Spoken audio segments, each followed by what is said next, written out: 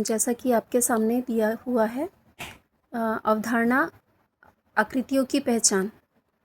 तो हम इस अवधारणा को समझाने के लिए बच्चों को सबसे पहले हम जानते हैं कि पहली दूसरी के जो बच्चे हैं वो आकृतियों को पहचानते हैं और आकृतियों के आधार पे विभिन्न प्रकार की जो वस्तुएं होती हैं उनको वर्गीकृत कर सकते हैं या उनको बांट सकते हैं। तो इसी अवधारणा की समझ को और आगे बढ़ाने के लिए हम सबसे पहले बच्चों को त्रिभुज, चतुर्भुज और वृत्त से परिचित कराएंगे। तो यहाँ पे परिभाषा दी हुई है अवधारणा चार्ट में कि त्रिभुज क्या होता है। यह 3 भुजाओं से घिरी बंद आकृति को त्रिभुज कहते हैं और जो समोसा या फिर उसके स्थानीय परिवेश से लेकर के हम कोई भी उदाहरण दे सकते हैं। उसके बाद फिर जो चतुर्भुज है वो 4 भुजाओं से घिरी बंद आकृति होती है, जिसका उदाहरण हम खिड़की, दरवाजे या कैरम बोर्ड इस तरीके से दे सकते हैं। तीसरा वृत्त एक गोल आकृति जिसका कोण या कोना या किनारा नहीं होता, वृत्त कहलाता है। तो उस पर हम रोटी का उदाहरण दे सकते हैं या अन्य कोई भी उदाहरण बच्चों के समझ और उनके स्थानीय परिवेश के अनुसार हम दे सकते हैं। तो चलिए इस अवधारणा पे काम करने के लिए हम किस प्रकार गतिविधि पर काम करेंगे, हमारी गतिविधियाँ क्या होंगी, हमारे निर्देश क्या होंगे, इस पर काम करेंगे। तो सबसे पहले बच्चा पंजीयन करेगा। तो जैसा कि यहाँ पे है कि सबसे एक पे एक बच्चे ने किया है, वो क्लास 2 का है और फिर आगे की जो पंजीयन फॉर्म है उसको वह करने के बाद भरेगा। अब अगला आता है हमारा पासा फेंकिए और अवधारणा चार्ट को समझिए। तो हम पासा फेंकेंगे। अब पासा जैसे कि वृत्त पे आया तो वृत्त पे हम देखेंगे और बच्चे को बताएंगे कि यह क्या है, वृत्त है। ठीक है, तो इस तरीके से अब आगे पासा जिस आकृति में गिरा उसका नाम बताओ।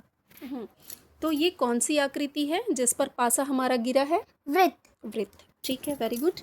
अब अगला हमारा स्टेप होगा कि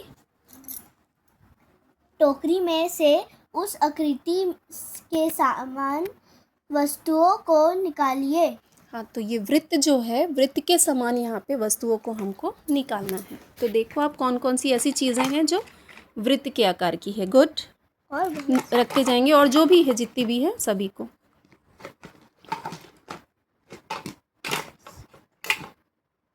और भी कुछ है? अंदर कुछ नहीं, अंदर नहीं। ठीक है, बस। तो इतना है। अब अगला स्टेप हमारा होगा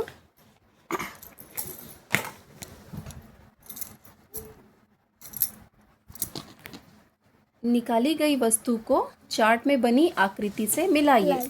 तो यहाँ पे चार्ट में भी कुछ चित्र बने हुए हैं जो इससे मिलते होंगे। हमने कौन सा, हमारा पासा कहाँ पे गया था? वृत्त पे। तो वृत्त में यहाँ पे कहाँ पे है वृत्त और कैसी आकृतियाँ हैं उसको आप मिलाएंगे। वृत्त, चूड़ा, सिक्का, ढक्कन और टेप। Very good. अब अगला होगा हमारा फर्श पर बनी समान आकृति में नाम लेते हुए कूदिए। तो हम देखेंगे कि जो आकृति जिस पर हमारा पासा गया था उस पर हम काम करेंगे। तो वृत्त।